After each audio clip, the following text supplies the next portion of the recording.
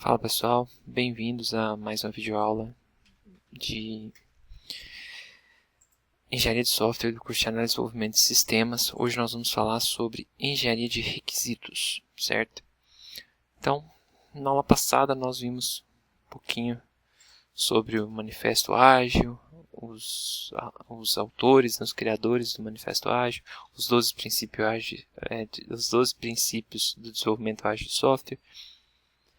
E também vimos um pouco sobre Scrum e XP, que são duas metodologias de desenvolvimento de software ágil, certo? Hoje nós vamos falar um pouquinho sobre engenharia de requisitos, entender o que é um requisito de software, o que é engenharia de requisitos, quais etapas temos na engenharia de requisitos e as fases do processo de levantamento de requisitos, certo? Do modelo sugerido por autores para essas fases. Então vamos lá, engenharia de requisitos. Entender os requisitos de um problema está entre as tarefas mais difíceis enfrentadas pelos engenheiros de software. Por quê? É uma imagem que eu já mostrei para vocês nas aulas passadas aí, a questão do balanço. Geralmente, o dono do projeto, não sabe exatamente o que quer, não consegue passar essas informações de forma clara para que o engenheiro entenda como funciona, como deve ser o funcionamento daquela aplicação, para que ele possa projetar e desenvolvê-la depois. Primeira visão. Isso é fácil, né? Se você tem que levantar os requisitos, entender como funciona aquilo ali, você vai perguntar para o cliente o que ele precisa, certo? Então, os usuários finais deveriam ter um bom entendimento das características e funções que trarão benefícios para no desenvolvimento daquele software. Né? Então, quem vai utilizar aquele software, teoricamente, deveria entender qual seria a melhor função, como aquela função deveria ser, quais são os requisitos daquela função, como ela deve funcionar, se ela tem algum pré-requisito. Então, teoricamente, os usuários finais daquele projeto deveriam saber disso. Mas, é super fácil, né? Só que não. Na maioria das vezes, quase todas as vezes, não. Os donos do software ali não têm um domínio completo do que eles querem e isso se torna um grande problema para os engenheiros de requisitos.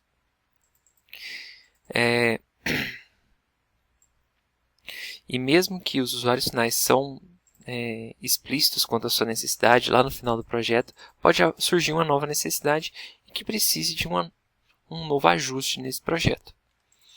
Bom, então quem realiza a parte de engenharia de requisitos? São os engenheiros de software nas metodologias tradicionais e os membros do time quando se trata de um time ágil, certo? Tratando de desenvolvimento ágil de software. Por que é importante?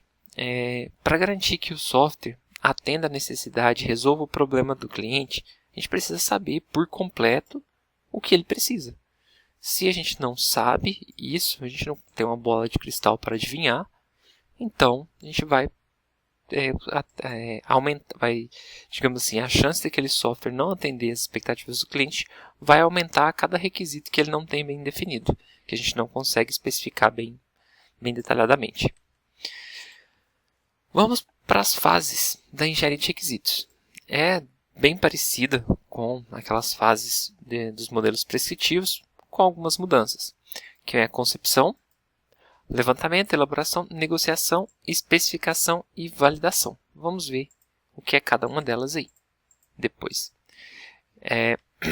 Então, a concepção. Na maioria dos projetos, são indicados através de uma necessidade do negócio ou quando se descobre um novo potencial mercado. A gente já viu isso lá na concepção do software e tal. E ele também traz isso aqui na engenharia de requisitos. Então, com base daquilo ali que você vai levantar os requisitos. Os interessados, que são os stakeholders, definem um plano de negócio para aquela ideia. Tentam identificar o tamanho do mercado, fazem uma análise de viabilidade aproximada e identificam uma descrição operacional do escopo do projeto. O que é essa descrição operacional aí. Eles escrevem como aquele sistema deve funcionar. Ou história de usuário, ou histórias mesmo. Eu, como usuário do sistema, desejo, necessito listar o nome dos meus clientes em ordem alfabética. E beleza. E aí você vai criando historinhas assim até montar todo o projeto, digamos assim, em histórias para depois ser especializado. Todas essas informações estão sujeitas a mudança, porque o software muda ao longo, as necessidades mudam com o tempo. Então, nós vivemos um tempo que tudo está em constante mutação. Então, alguma coisa que muda ali, você tem que se adaptar àquela mudança. Levantamento. Parece simples, né? Como eu falei lá no começo desse vídeo, que passa a perguntar aos interessados quais são os objetivos do produto, do software. E com isso, pode atender a necessidade da empresa e como o sistema será utilizado no dia a dia. Só que não é bem assim, né? É uma tarefa que não é tão simples e ela pode se tornar mais complicada, como eu falei para vocês, quando os stakeholders não sabem exatamente o que eles querem. E tem a questão do se dá para fazer, se dá ou não para fazer. Ultimamente, assim, dá para fazer de tudo, né, digamos assim. Só que também tem projetos que não são possíveis. Eu já participei de uma entrevista com stakeholders, no caso trabalhava como engenheiro de projetos na época, e o dono do projeto lá queria que o nosso sistema identificasse algumas características do usuário. Só do cara acessar ali o site, ele queria que ele identificasse. Então isso assim, não é possível. O máximo que a gente consegue fazer é ver o que tem de cookie na máquina, tentar identificar o que o cara deixou armazenado ali para traçar um perfil. Mas ele queria coisas que assim, só se tivesse uma conversa com essa pessoa para poder identificar esse perfil. Então, o engenheiro ali nessa situação tem que saber se aquilo ali é possível ou não. Se aquela ideia é uma ideia que é passível de ser executada ou não. E aí a gente traz alguns problemas no levantamento de escopos, no levantamento, né, que é quando você vai começar a levantar os dados do sistema, fazendo a engenharia de requisitos. Os limites do sistema são definidos de forma precária. Os clientes precisam especificar detalhes técnicos, os clientes especificam, né, detalhes técnicos que podem desnecessários, que podem confundir em vez de esclarecer. Então, nessa conversa, o engenheiro tem que ter muito cuidado para poder conseguir separar o que é detalhe que é irrelevante para o sistema e o que é importante, para que na hora do planejamento ele priorize o que é realmente importante, separe aí os requisitos entre funcionais e não funcionais, nós vamos falar um pouquinho disso também, e ignore, digamos assim, esses detalhes técnicos que não são tão importantes, ou ele gere uma lista de detalhes aí que vão ser atendidos depois do software estar já quase sendo finalizado. E aí, a gente tem problemas do entendimento. Lembra lá que eu já mostrei para vocês a imagem do balanço? Então, aquela imagem do balanço, até vou colocar ela aqui, ó. Até vou colocar ela aqui para vocês, só para vocês relembrarem ela aí. Ela mostra basicamente o que boa parte dos engenheiros passam, e os engenheiros de software. Os clientes não estão certos exatamente do que precisam e têm um entendimento inadequado da capacidade das limitações computacionais. É o que eu falei para vocês no exemplo agora. O cara tinha ideia revolucionária que não era possível de ser executada. O computador, por si só, identificar algumas reações da pessoa, impossível. A não ser que ele vai estar ligado com sensores e tal, é outra história, né? Mas um sistema web que faça isso ainda está longe, mas quem sabe um dia, né? Os mesmos não entendem do problema, têm problema para transmitir as necessidades ao engenheiro e omitem informações que para eles são óbvias. Isso é um problema extremamente crucial no desenvolvimento. Por quê? O nosso cliente, quem é dono do software ali, é especialista naquela área, digamos assim. Às vezes, né? Nem sempre é especialista, né?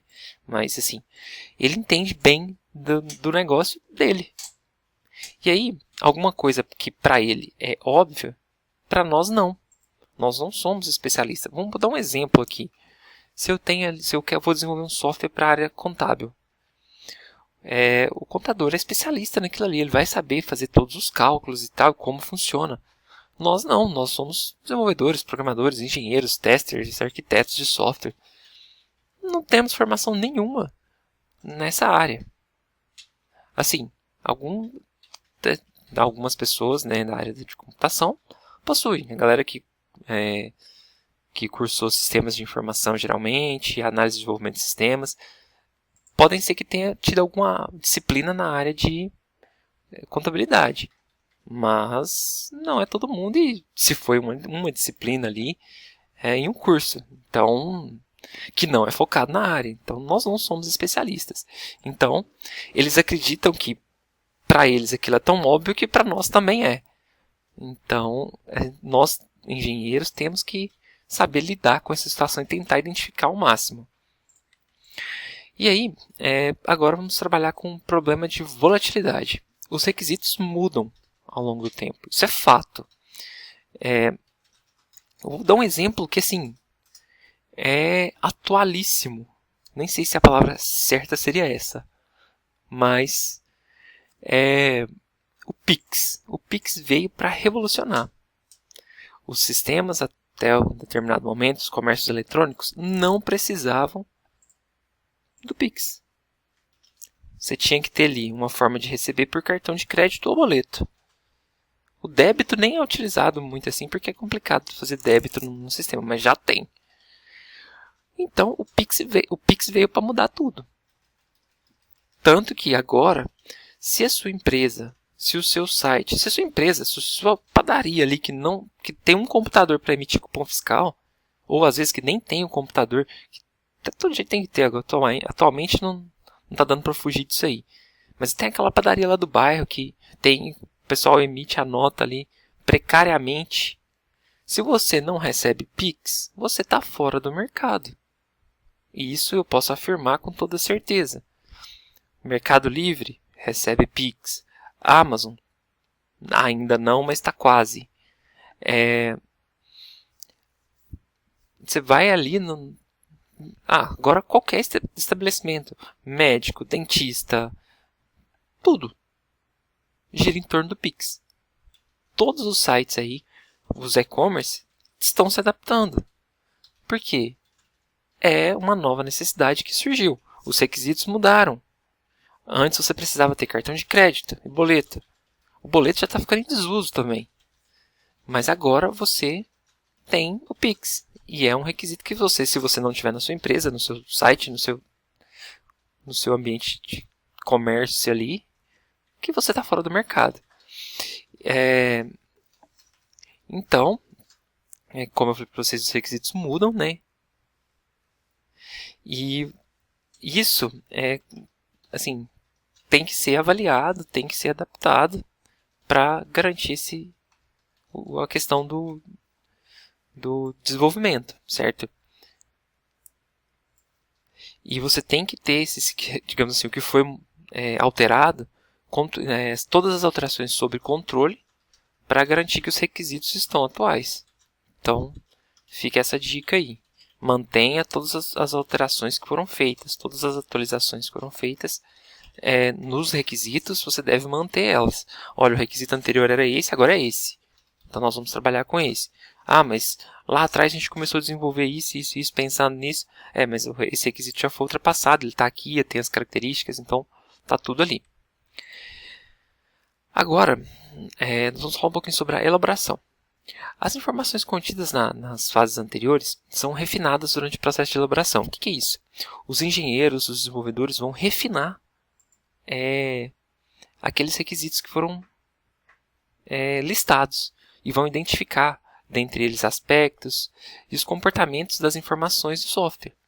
Então, é nessa hora que a gente vai definir o que é requisito funcional, que são requisitos de funções do sistema, o que são requisitos não funcionais, que não são funções do sistema, do nosso próprio sistema, mas para que o nosso software funciona, existe aquele requisito, certo? E também são definidas a maioria das regras de negócio. O que é uma regra de negócio? Por exemplo, você só pode inserir um CPF único no banco. Por exemplo, o cliente só tem um CPF e ele é único. Não pode haver duplicidade de dados. E isso é uma regra de negócio. Certo? Por exemplo, agora eu dei um exemplo para vocês de regra de negócio. Realizar o cadastro do cliente. Isso é um requisito funcional. Ok? O nosso sistema vai ser desenvolvido web e nós vamos utilizar PHP com MySQL, que é todos gratuitos no caso, né? E isso é requisito não funcional. É requisito do software? Sim. Porém, ele não é uma função. Então, vamos lá. Vamos agora para a negociação. Não é incomum o cliente e os usuários decidirem mais do que pode ser alcançado, devido a algumas limitações, como recurso de hardware, recurso financeiro. Então, tem que haver ali uma negociação entre a empresa que está desenvolvendo e o dono do software. Isso aí é fato. Eu quero uma Ferrari. Vou desenvolver uma Ferrari. Mas eu tenho 15 mil reais. Não dá, né? Não vai dar. O máximo que você vai fazer é um carrinho de kart ali e olhe lá. Então, assim, tem que haver essa conversa entre desenvolvedora, que eu falo desenvolvedora, a equipe, o time de desenvolvimento, a empresa que está desenvolvendo, e os clientes, que são os donos do projeto aí.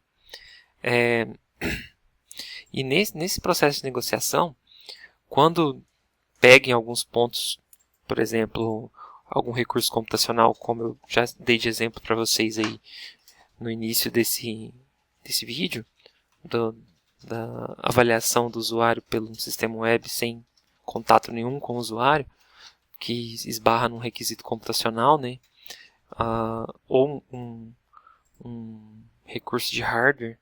Por exemplo, eu preciso de um computador que vai armazenar muita informação e a empresa não possui isso e não tem condição de pagar um data center, alguma coisa assim.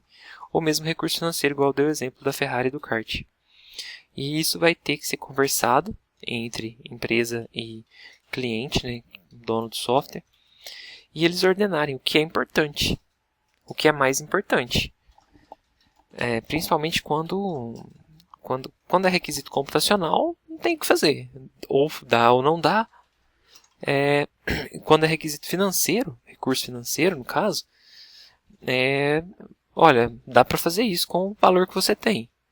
O que a gente pode fazer é aumentar o que você vai disponibilizar para o desenvolvimento do software, ou desenvolver só a parte que dá para ser desenvolvida com o valor que você quer empregar nesse software, ok?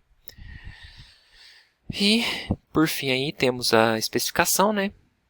É a fase onde o desenvolvimento, onde é desenvolvido um documento que contém todos os requisitos listados, numerados, valorados, para ser bem para não esquecer desse ponto, que cada requisito tem um valor para o software, e bem detalhado para facilitar no desenvolvimento.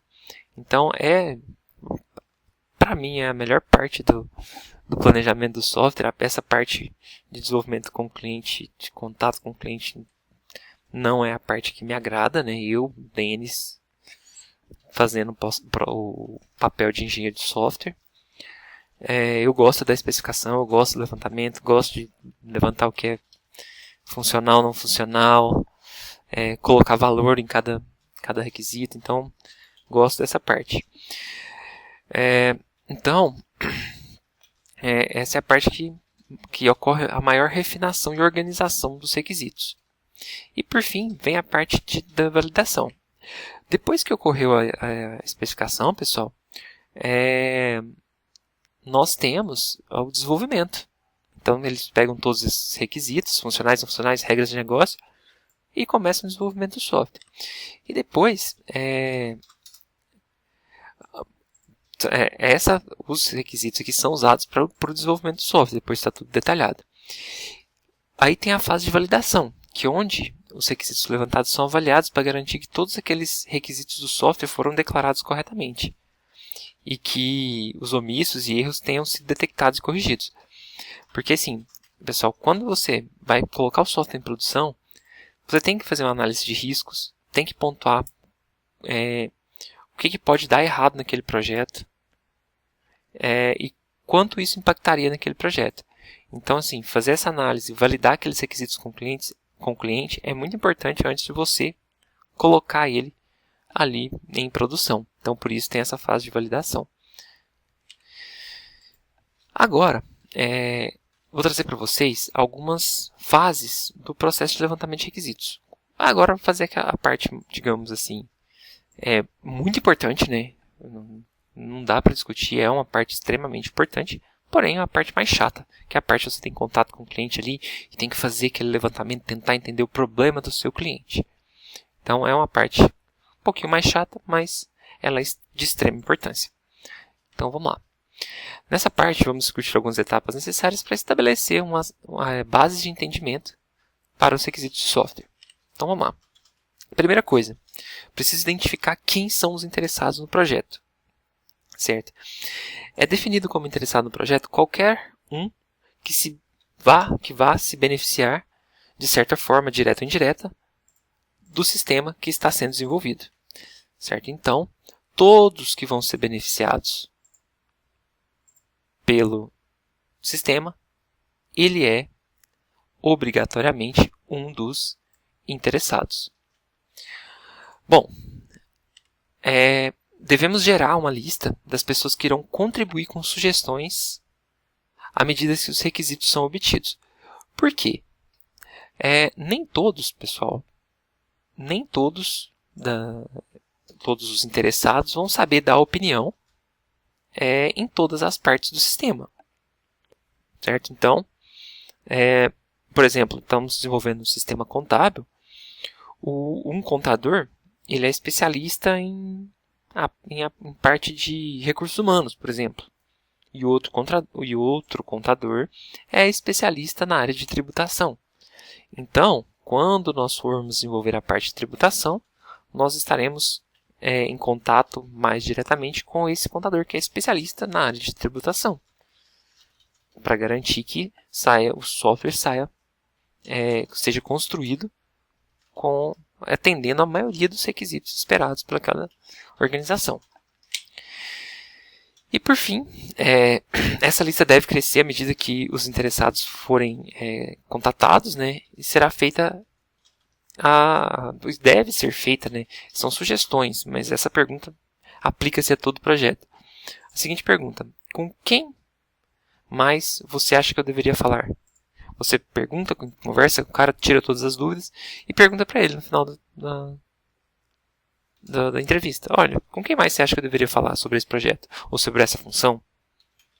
Se ele fala, não, eu acho que tem tudo aí, não precisa mais, beleza. Ou ele fala com o João. O João também entende bem disso aí.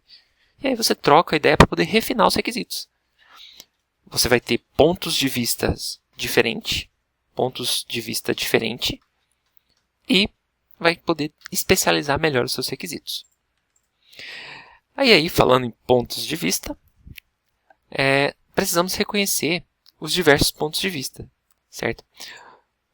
Por isso, você precisa de ter vários interessados diferentes. E aí, os requisitos do sistema são explorados sobre vários pontos de vista. E isso auxilia a gente na hora do refinamento, para garantir que tudo seja atendido.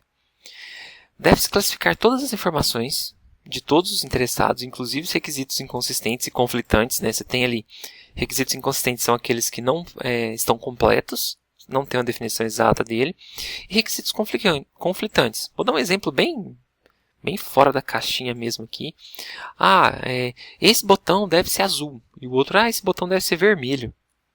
Certo? Então, é um exemplo que é um requisito funcional, né?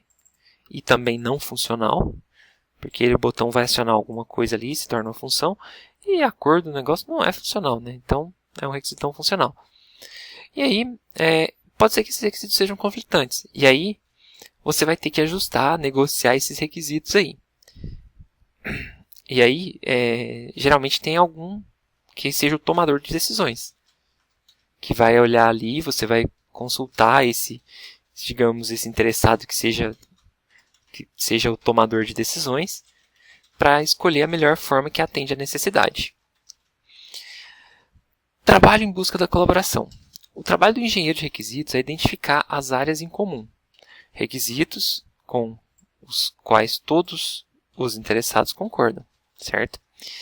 E áreas de conflito, requisitos desejados por um interessado que outro não tem interesse naquela área, acha que aquele outro acha que esse requisito não seja importante. E juntar esse pessoal para você poder trabalhar e estudar ali a melhor forma de atender os requisitos, atender aquela necessidade específica, atendendo o que é preciso para aquela organização. E aí, coloquei aqui para vocês que essas áreas de conflito, pessoal, representam um grande desafio, porque envolve a questão de negociação, envolve interpessoalidade, que é a parte de você negociar aquilo ali, e é uma situação complicada, digamos assim.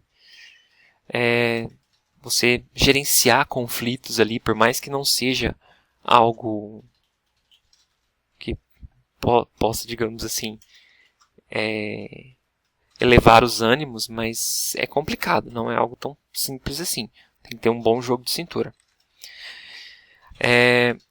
A colaboração não significa que os requisitos são definidos por um comitê. Uma frase importantíssima. Não quer dizer que você vai chamar todo mundo ali e falar assim, agora nós vamos resolver isso aqui. Chama 10 interessados lá e vamos resolver isso aqui. Não, você vai levantando e pega a característica comum, a maior característica comum entre aquilo ali e valida aquilo ali com eles no final. Igual eu falei para vocês nessa aula. A validação é importante. Pode ser que eles não vão aprovar essa validação, mas aí é outra história. Mas os requisitos não são definidos por um comitê. Eu já vi casos, já trabalhei em projetos onde que quando se tinha, digamos assim, entre aspas, um comitê que decidia as coisas, o projeto demorava o dobro do tempo. Porque era difícil você conseguir definir o que era bom para um e o que não era bom para o outro, e eles não concordavam naquela mesma ideia, e o projeto parava às vezes, então muito complicado.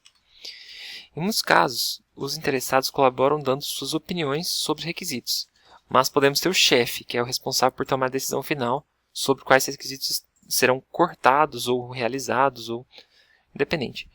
Esse papel do chefe é importante para o projeto não parar, como eu falei para vocês.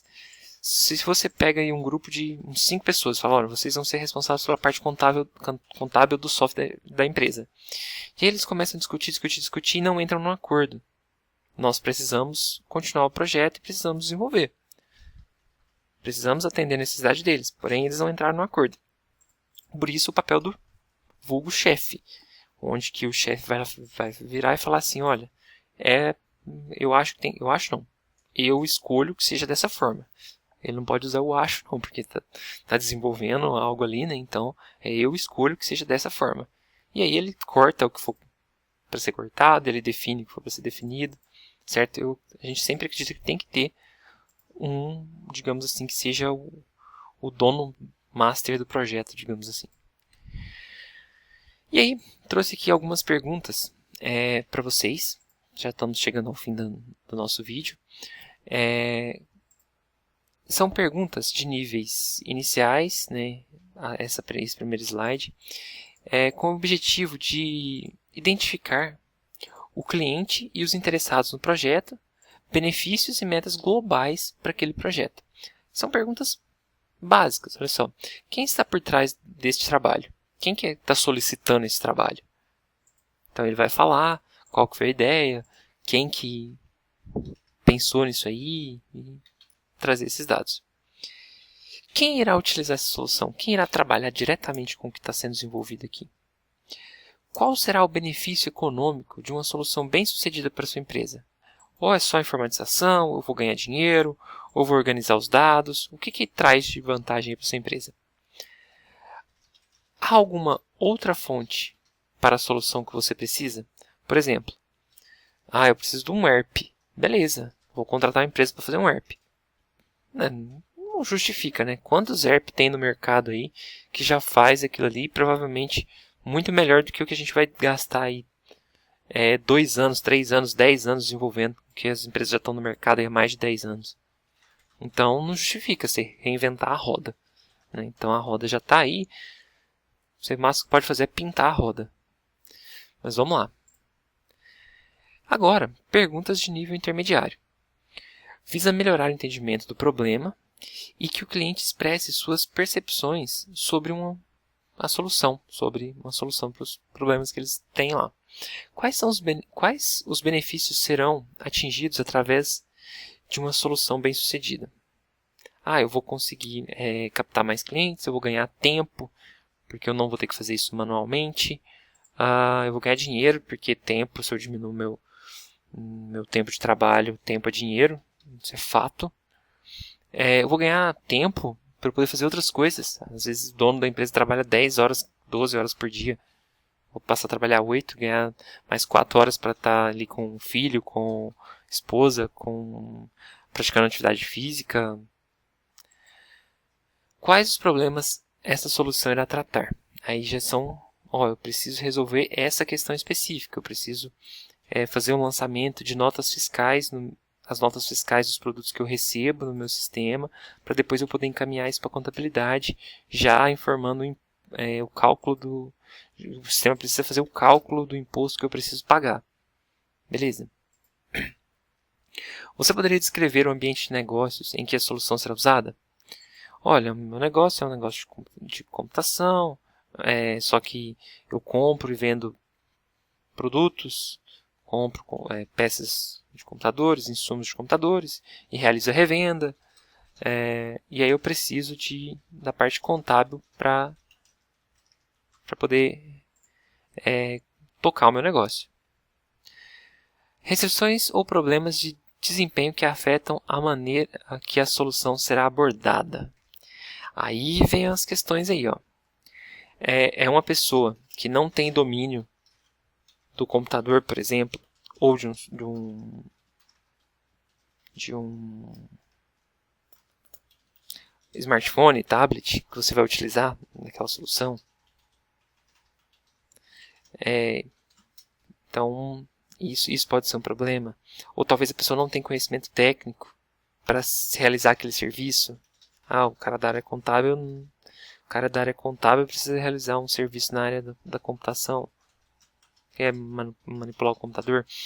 Ou aquele cara da contabilidade, porém ele é de recursos humanos, mas nesse exato momento ele vai precisar realizar algo relacionado à tributação. Então isso pode ser problemas que vão afetar a solução, certo?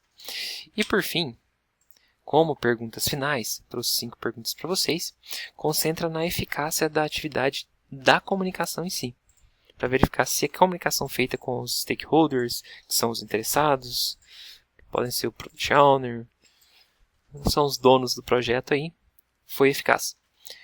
Você é a pessoa correta para responder essas perguntas que você já fez anteriormente? As suas respostas são oficiais? Posso bater o martelo em cima delas? As minhas perguntas são relevantes para para os problemas que você tem na sua empresa, no seu software que você está querendo? Eu estaria fazendo perguntas demais? Essa pergunta eu acho sensacional. Eu estaria fazendo perguntas demais. Quase todos os clientes respondem sim. Os que não respondem sim, eles têm uma noção melhor do que eles querem. Mas assim, 90% fala que sim. Por quê? Porque para eles o negócio, como eu falei lá no início desse vídeo, é muito óbvio. Eles estão ali e aquilo ali para eles é mais do que certo, sabe? Então, para a gente não, nós temos que identificar, entender todas as fases do processo para poder entregar para eles. Próxima pergunta. Alguma outra pessoa poderia me prestar informações adicionais? Vão indicar alguma pessoa que possa te ajudar em mais alguma coisa? E por fim, eu deveria te perguntar algo a mais? Eu já participei de uma entrevista com uma pessoa, né, não podemos citar nomes, que a gente fez esse processo, eu e a equipe de desenvolvimento de software onde eu trabalhava, e eu fiz essa última pergunta aí, ó. Deveria te perguntar algo mais? A pessoa, quando eu perguntei se eu estaria fazendo pergunta demais, a pessoa respondeu que sim. E quando eu perguntei se deveria te perguntar algo mais, ela perguntou se eu não ia perguntar o que ela tinha comido no almoço. Ou seja, a pessoa já estava por aqui. E assim, agora o resultado do processo do software dela fracassou. A gente desenvolveu tudo que foi solicitado, foi implantado, entrou em produção, foi utilizado por 6 meses e depois ela abandonou o projeto. Projeto bem bacana, interface muito legal, cheia de funcionalidades, porém. Mas aí vem o problema no cliente, aí já não, digamos assim, desculpem a fala, mas não é problema nosso. O nosso problema a gente tentou contornar ele de todas as formas e fazer ele da forma mais correta. Não foi o caso, mas acontece. Bom, quem está interessado mesmo, aquelas pessoas que têm visão de negócio, que querem aquilo ali, não tem erro, pessoal. Eles vão atrás e respondem isso aqui tudo com o maior prazer e se colocam à disposição para falar assim, olha, esse aqui é meu celular pessoal. Se você está refinando os requisitos aí, teve alguma dúvida? Pode me ligar a qualquer momento, porque eu preciso que essa solução seja o mais perfeita possível para atender o meu negócio. Então, esses clientes provavelmente vão ter sucesso nas suas soluções. Bom, então, para finalizar o nosso vídeo de hoje, nós vimos aí o que é engenharia de requisitos. Eu adoro a engenharia de requisitos. Não gosto muito dessa parte de negociação com o cliente, mas a parte de refinar os dados, projetar, é a minha praia, é o que eu gosto de fazer. Programo também, né? Programador há mais de 12 anos, mas gosto dessa área. Sou especialista em engenharia de software, né? Com metodologias ágeis, então trabalho ali com levantamento de requisitos, de timeagens, então adoro isso aqui. Então, é parte importante, para mim é a parte mais importante. Se você não entende os requisitos, seu projeto não sai, então o que você está desenvolvendo não atende a demanda do cliente. Quanto mais você entende os requisitos, maior é a chance de sucesso daquele software. Se o cliente, quem está te contratando, não domina aquilo ali, ele é, digamos assim, um leigo na área, está naquela área e está tentando fazer algo inovador, um empreendedor, por exemplo, se o empreendedor não se especializa, ele também está fadado ao fracasso. E isso, quando se fala na parte de engenharia de software, se o cara não sabe o que ele quer exatamente, se ele não sabe direito as regras que o sistema dele precisa atender, onde o sistema dele deve chegar, a chance de o software fracassar é enorme. Quais são as etapas? Falei aí para vocês das etapas, né? Passei com vocês etapa por etapa. Como sugestão, sugiro que vocês façam esse processo, se tiverem oportunidade, de tentar identificar todos esses dados. Falei também sobre as fases do processo de levantamento de requisitos, né? Identificar interessados, reconhecer os diversos pontos de vista, trabalho em busca da colaboração entre o time de desenvolvimento e a empresa / pessoa / dono do projeto / equipe da solicitante, stakeholders. Então isso é importantíssimo. E também trouxe umas sugestões, né? Se eu não me engano são 6 mais 8, 14 perguntinhas aí que vão auxiliar vocês. Não são só essas perguntas, né, pessoal? Na medida que vocês forem perguntando e o cliente for mostrando o que ele quer, vai surgir N dúvidas aí, vocês vão estar fazendo esse questionamento a eles. Então, essas são só perguntas guia para auxiliar nesse processo, beleza? Bom, então, vou finalizando aqui o vídeo com vocês. O final aqui ficou errado, né? O título está errado, mas não tem problema. Um grande abraço a todos. Até o nosso próximo vídeo. Qualquer dúvida podem entrar em contato.